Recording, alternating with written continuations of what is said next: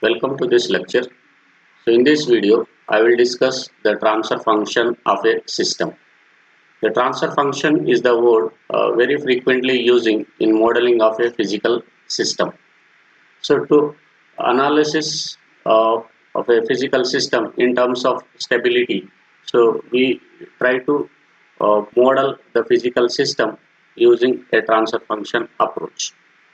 So the definition of transfer function says that it is the ratio of Laplace transform of output to Laplace transform of input with all initial conditions are 0. So all initial conditions are 0 in the sense the system is considered in the resting position. So in order to write the transfer function of a particular system, so we consider one LTI system here represented by h of t with input x of t and output y of t. So to write the Laplace transform of output and input, so we apply a Laplace transform to this input signal x of t. So we'll get x of s.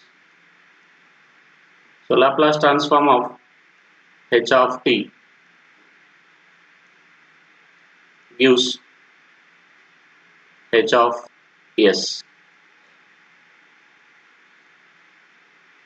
Similarly, Laplace transform of y of t gives y of s.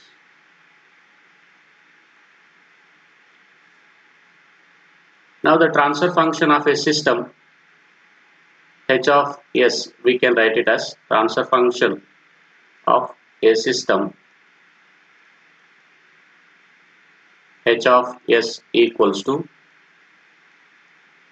Laplace transform of output to Laplace transform of input with all initial conditions are 0. Now this we can write it as, so Laplace transform of output is y of s and Laplace transform of input is x of s. So at initial conditions are zeros. Now this transfer function has two polynomials. So one is numerator polynomial of s and second one is denominator polynomial of s. So this numerator polynomial and denominator polynomial gives some important information about the system. So y of s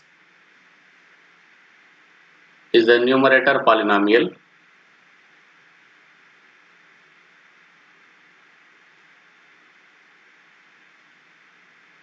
of transfer function, numerator polynomial of s. So from this we'll get some information about the system by equating this y of s to 0. So equating y of s to 0, so we'll give you the roots of y of s. So these roots of y of s, we call it as zeros of a system. Similarly, x of s is the denominator polynomial of a system, denominator polynomial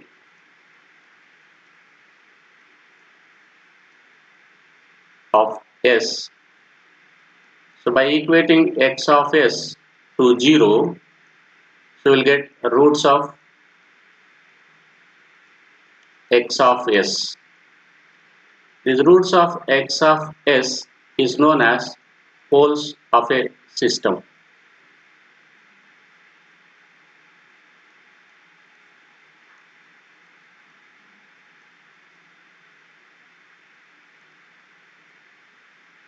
Now these zeros and poles are located in the S plane, so that gives the information about the stability of a system. So zeros are marked as a small circle in S plane and poles are represented by a small cross mark in S-plane. So once the poles and zeros of a given system is located in the S-plane, so the location of these poles and zeros gives the information about the stability of a system, whether the given system is stable or unstable. So that is determined from the S-plane or complex plane of a system. So now we'll discuss what is S-plane or complex plane. S-plane or complex plane.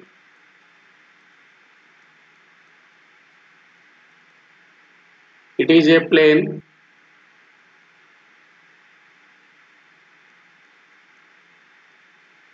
It is a plane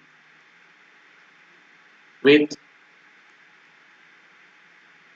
sigma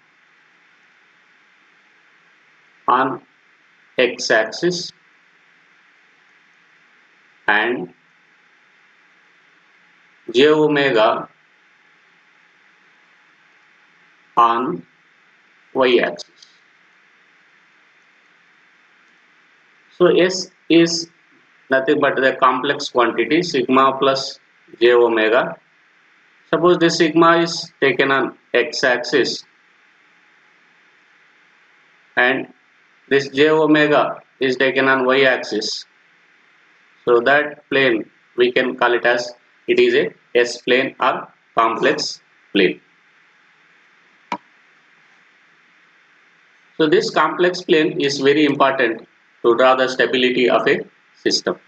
So now we'll draw the x-axis. So on x-axis the real part of S is marked. On y-axis imaginary part of S is marked.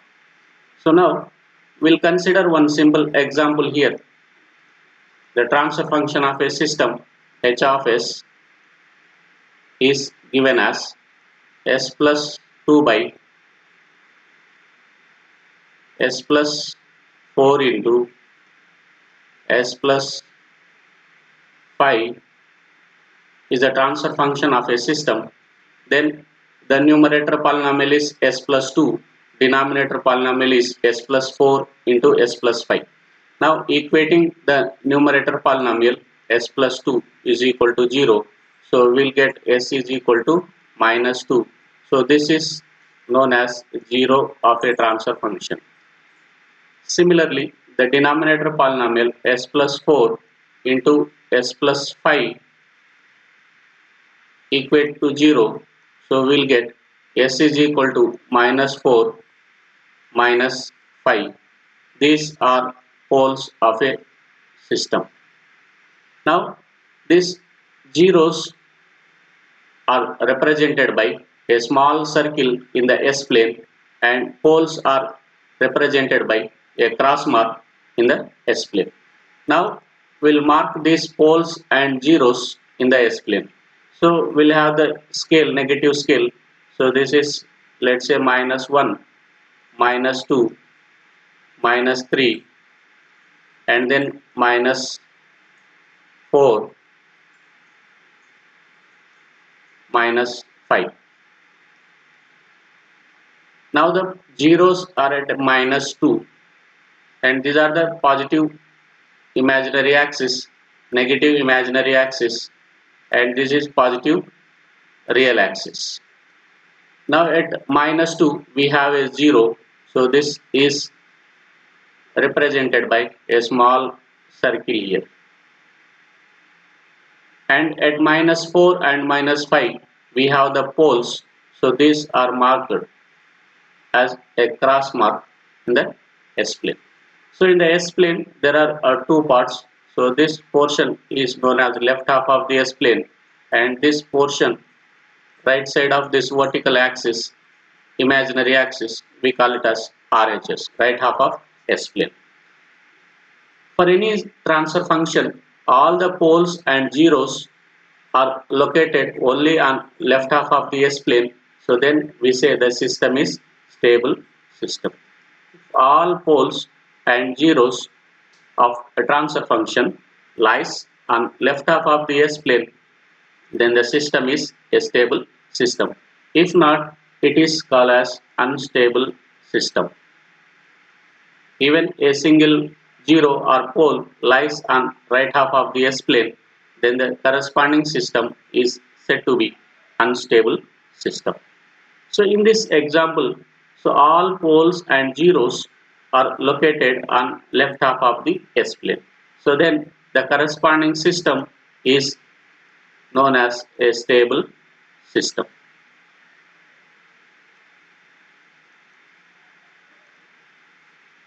So based on this S-plane and the location of poles and zeros, the stability of the system is described in the Laplace domain. So this is very important plane. So to describe whether the given system is stable or unstable. Thank you.